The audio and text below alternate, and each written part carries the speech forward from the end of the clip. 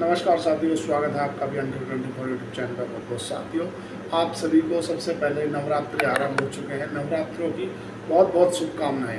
आपके परिवार को बहुत शुभकामनाएं। आज वीडियो बनाने का बिल्कुल भी मन नहीं था। आज मन बहुत थोड़ा सा खट्टा मीठा हो रहा था, इसलिए मैं सोचा यार फिर भी मैं बोला आप लोगों के लिए वीडियो तो बना दूँ, क्योंकि आज बाज़ार में काफ़ी हलचल रही, बाज़ार में काफ़ी गिरावट रही। तो क्या कारण रहा गिरावट का? क्या शुक्रवार की गिरावट सोमवार को भी चालू रही? क्या ये कंटिन्यू रहेगी? बाज़ार से भागने का समय आ गया है या बाज़ार में कुछ हो रहा है? बाज़ार में गिरावट क्यों हुई है, उसके पीछे की वजह जान लेंगे कि क्या होने वाला है और किसने पूरे बाज़ार का मूड माहौल से बिगाड़ दिया। आज FII DII के आंकड़े क्या रहे, उसके ऊपर नज़र डालेंगे। और आज किस किस इंडेक्स में कितनी गिरावट देखने के लिए मिली और कौन सा इंडेक्स आज अभी सेफ नज़र आ रहा है कि आप उस इंडेक्स में व्यापार या स्टॉक वगैरह खरीदना बेचा कर सकते हो। बात कर लेते हैं बाजार की आज FII DII के आंकड़े से। आज अगर विदेशी संस्थागत निवेशकों की बात करें तो उन्होंने 2790 करोड़ रुपए की बिकवाली की है आज। तो जाहिर सी बात है, वो तो डिस्प्ले पे ही दिख रही थी। बाजार का जो ऊपर से दिख रहा था सब रेड है, इसका मतलब FII दबा के माल बेच रही है। घरेलू संस्थागत निवेशक है, उन्होंने 2434 करोड़ रुपए की खरीदारी की है। और लोगों की सोना चांदी वालों की हो गई है चांदी। जैसे करवा चौथ नज़दीक आ रहा है, ऐसे ही करवा चौथ के चलते सोना हो गया है 1,11,530 पे। और अगर बात करें चांदी की, तो चांदी ने भी उधम काट रखे हैं। 1,32,400 रुपये चांदी का भाव है अभी की डेट में। बास्केट ऑफ करेंसी में अगर डॉलर इंडेक्स की बात करें तो डॉलर इंडेक्स 97.49 पे बना हुआ है, मतलब सही कारोबार कर रहा है। बात करें अगर बिटकॉइन की, तो बिटकॉइन जो है तुम्हारा 1,13,300 पे है अभी। आज USD अमेरिका US डॉलर में इसका भाव है, थोड़ा सा आज गिरा है। अगर समझे कि आज का जो हमारा डॉलर रुपये के अगेंस्ट कहाँ पे पहुँचा है, आज हमारा रुपया 88.30 पे अभी कारोबार कर रहा है, मतलब $1 = 88.30 में कारोबार कर रहा है। वोल्टिलिटी इंडेक्स जिसे विक्स बोलते हैं, विक्स पहुंच गया है लगभग 5-6% की आज विक्स में तेजी देखने के लिए मिली। आज गिरे हुए बाजार में भी चूँकि जो वित्तीय सलाहकार अच्छे थे, उन्होंने पैसे कमाए हैं, ऐसी बात नहीं है। या वो अलग विषय है, अलग से बात कर लूँगा। क्रूड ऑयल की बात करें तो क्रूड ऑयल जो है वो $66 प्रति बैरल पे बना हुआ है। आज जो चढ़ने वाले स्टॉक हैं उनमें थोड़ा सा PSU के 2-4 स्टॉक चले हैं, लेकिन PSU का जो बैंक निफ्टी है उसमें कोई ज़्यादा इंडेक्स में है नहीं उसका वेटेज, इसलिए कुछ दिखा नहीं। निफ्टी मेटल चढ़ा है, वो भी 39 पॉइंट और ना के बराबर चढ़ा है। बात करें सबसे ज़्यादा अगर गिरने वाले इंडेक्स कौन से रहे, तो निफ्टी IT रहा। निफ्टी IC 1078 पॉइंट टूट करके नीचे, मतलब पूरा सुपड़ा सा ऊपर से ही जैसे ही बाजार खुला तो निफ्टी में तुम्हारा भी TCS, टेक महिंद्रा सब धड़ाधड़ वाली कंडीशन में चल रही थी। निफ्टी 124 पॉइंट टूट करके तुम्हारा 25,202 पे बंद हुआ। बात करें यार तुम्हारा बैंक निफ्टी की, तो बैंक निफ्टी 174 पॉइंट टूट गया और 55,284 पे क्लोज हुआ। सेंसेक्स की बात करें तो सेंसेक्स में 466 पॉइंट टूट करके 82,159 पे क्लोज हुआ। अगर बात करें निफ्टी ऑटो की, तो निफ्टी ऑटो भी कोई ज़्यादा सुधरा हुआ नहीं था, मात्र 70 पॉइंट टूटा है, लेकिन वो भी गिर के ही बंद हुआ है। निफ्टी स्मॉल कैप 215 पॉइंट टूट गया।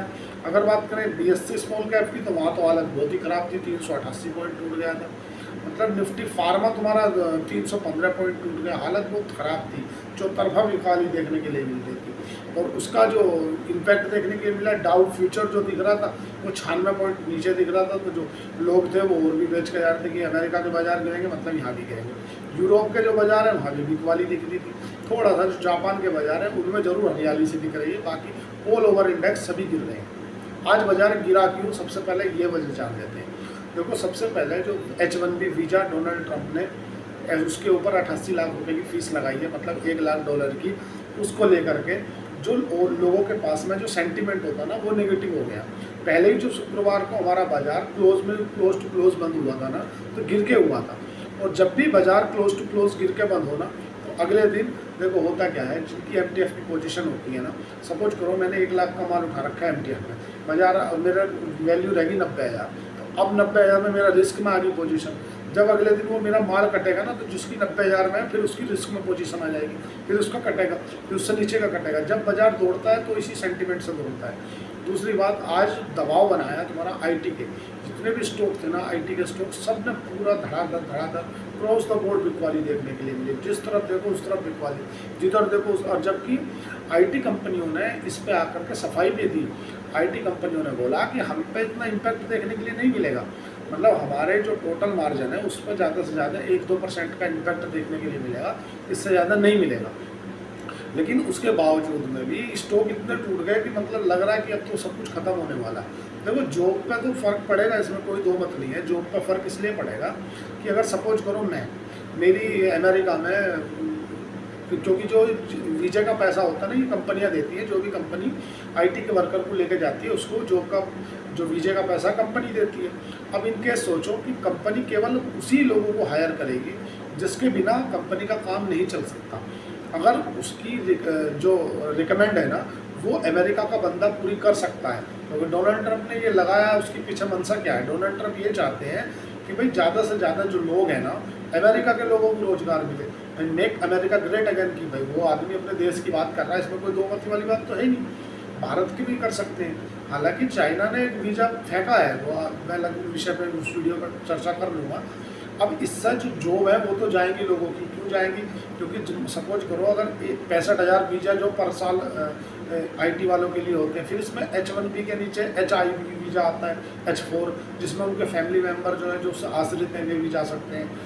तो कंपनियां जो है ना वो वही लोगों को हायर करेंगी जो ऑफिशियल टॉप लेवल पे बैठा है, जिसके बिना काम नहीं चल सकता कंपनी का, उसे हायर करेंगे।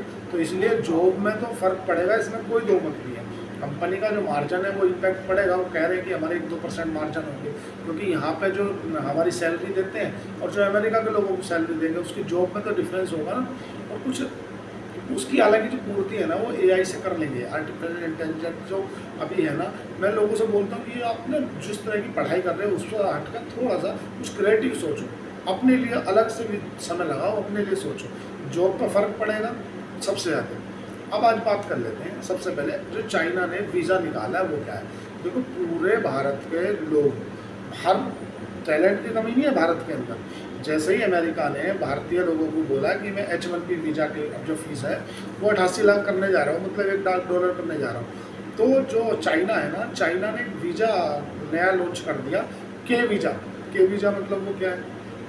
देखो चाइना के अंदर 4 तरह के वीज़े हैं। एक तो जेड वीज़ा है। जेड वीज़ा में क्या है कि आपको लाइफ टाइम परमिशन मिल जाती है कि आप जब मर्जी है जब जा सकते हो, जब मर्जी है तब आ सकते हो। लेकिन भारत के अंदर टैलेंट इतना भर भर के पड़ा है कि हमारे पास में अपना एंट्री बैरियर, मतलब अपन मान लो आप अपने ऊपर सोच कर देखो, अगर आज एक फैक्ट्री डालने जाओगे ना, आप जूते चप्पल की कोई फैक्ट्री डालने जाओगे ना, तो आपके पास में इतने एंट्री बैरियर हैं। कोई अगर कोई कागज़ पास कराना ना आपको, तो जो फाइल है ना जिसमें आपने बना कर दिया है अपना प्रोजेक्ट कि मेरा इतने करोड़ का प्रोजेक्ट है, इतनी मेरी बीघा ज़मीन है, इसमें मैं फैक्ट्री लगाऊंगा, ये MSME जो मीडियम स्मॉल और एंटरप्राइजेस के लिए उसका लाइसेंस के लिए आप राज्य सरकार से आवेदन लगाओगे। तो एक तो देखो क्या है कि नीचे फाइल पे तो ठीक है आपके डॉक्यूमेंट ओरिजिनल हैं, उसके बाद में भी आपको ऊपर से वजन रखना पड़ेगा। ये यूट्यूब पे वीडियो है इसलिए मैं आपको स्पष्ट नहीं बता सकता कि भाई देखो किस तरह का वजन, मतलब जैसे करप्शन वाली जो बात जैसे आप बोलते हो। तो ये क्या ना, जो हमारे एंट्री बैरियर है ना, उस एंट्री बैरियर के लिए यहाँ पे लोग बाग ज़्यादातर कुछ रोजगार कर नहीं पाते। नहीं तो IIT Madras, IIT Bangalore, IIT Kanpur, IIT Kharagpur कितने लोग निकलते, और वो सारे प्रतिभाशाली जो व्यक्ति हैं वो कहाँ जाते हैं? अमेरिका जाते हैं, ऑस्ट्रेलिया जाते हैं, सिंगापुर जाते हैं। अब डोनाल्ड ट्रंप ने मेक अमेरिका ग्रेट अगेन की बात करी। भाई देखो क्या है, ऐसा पहली बार हुआ। इन लोगों को ये समझ में आया कि देखो इतने लोग बैठे हैं अमेरिका में, लेकिन किसी एक ने भी विरोध तो नहीं जताया ना। हम सुंदर पिचाई का उदाहरण देते हैं, हम सत्ता नरेगा का उदाहरण देते हैं, तमाम 50 लाख से ज़्यादा जो लोग हैं अमेरिका में भारतीय हैं, लेकिन एक भी भारतीय ने डोनाल्ड ट्रंप के प्रति आवाज़ नहीं उठाई ना। भाई बात समझो, ये अपने आप को अमेरिका के नागरिक मान चुके हैं। अब उसी की तर्ज पे जो है चाइना चाहता है कि भाई इनके जो लोग हैं ना उन्हें हायर कर लिया जाए। जो के वीज़ा है ना उसको करके अपना चाइना में बुला लिया जाए, क्योंकि हमारे यहाँ टैलेंट की कमी थोड़ी है। पर वो टैलेंट भारत में नहीं करते, वो बाहर जा के विदेश में सेटल हो जाते हैं, उनकी कंपनियां चलाते हैं। नहीं तो जिस तरह से उनकी कंपनियां चला रही हैं, हमारे पास में भी तो है आईटी का, हमारा बेंगलोर है, चेन्नई है, दिल्ली है, हैदराबाद है, पुणे है, ऐसी बड़ी सिटी है, वहाँ पे आके अपना स्टेबल चालू करें, बड़ी बड़ी कंपनियाँ चालू करें, आईटी का काम चालू करें, लेकिन नहीं कर पाते क्योंकि एंट्री बैरियर इतने हैं ना। सरकार से कोई प्रोजेक्ट ही नहीं पास करा पाते। सरकार से प्रोजेक्ट पास कराने के लिए आपके चप्पलें घिस जाती हैं, उसके ऊपर आपको फाइल के ऊपर वजन भी रखना होता है। तो इसीलिए ये सब दिक्कतें भारत के अंदर लगी रहेंगी और उसका कोई समाधान निकालने रहे। देखो साथियों, मैं आपसे एक बात बताऊँगा लाइफ में, हालांकि मैं ये सब चीज़ें आपसे एक फैमिली के नाते डिस्कस कर रहा हूँ। किसी भी व्यक्ति को आप भी कोई हंस के बिताया करो ये सभी दिन, न जाने कौन सी रात आखिरी हो। मतलब हंस के बिताया करो हर पल, न जाने कौन सी रात आखिरी हो। मतलब मैं उसमें शायर नहीं हूँ, मतलब आपको बता, ये जो संसार है ना साथियों, ये संसार ज़रूरत से चलता है।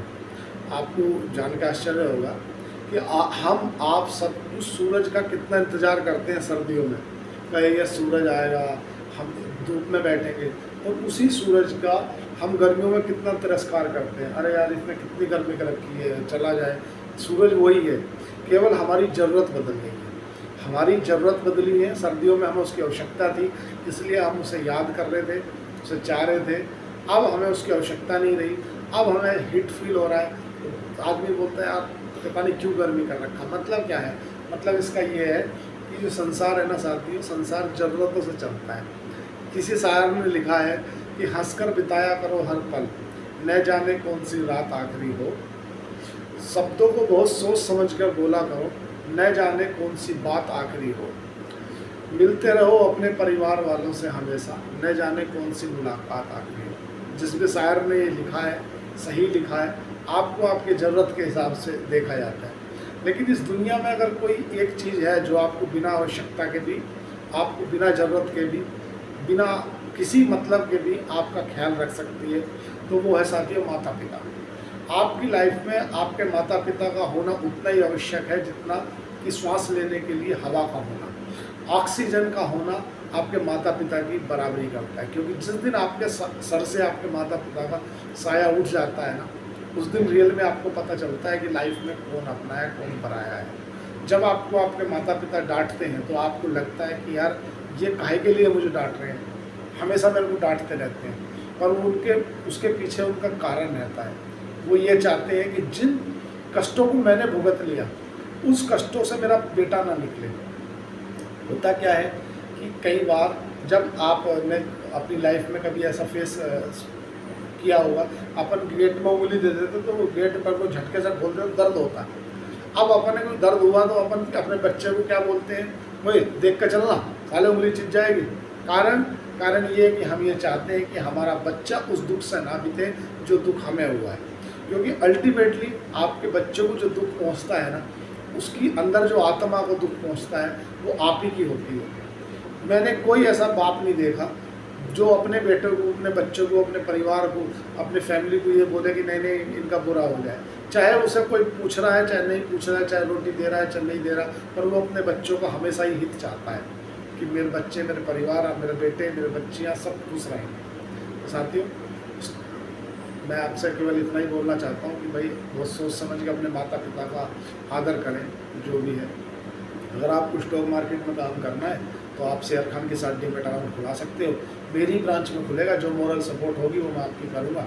आज के लिए इतना ही। चैनल को लाइक करें, सब्सक्राइब करें, कमेंट करें। मैं देख रहा था 77% लोग ऐसे हैं जो चैनल को नहीं देखते, तो देखते ज़रूर है सॉरी, पर उसको लाइक नहीं करते, तो लाइक कर दिया करो, सब्सक्राइब कर दिया करो। धन्यवाद, थैंक यू।